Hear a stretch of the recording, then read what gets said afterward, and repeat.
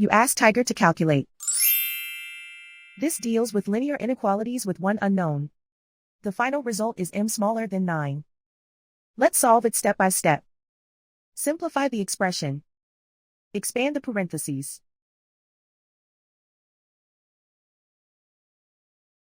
Simplify the arithmetic.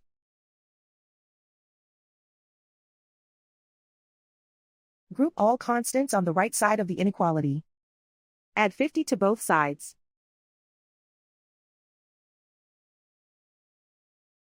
Simplify the arithmetic.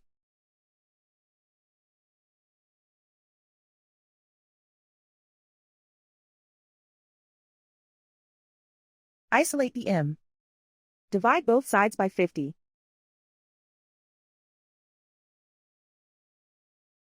Simplify the fraction.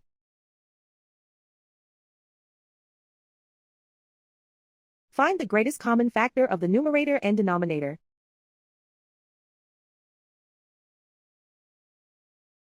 Factor out and cancel the greatest common factor.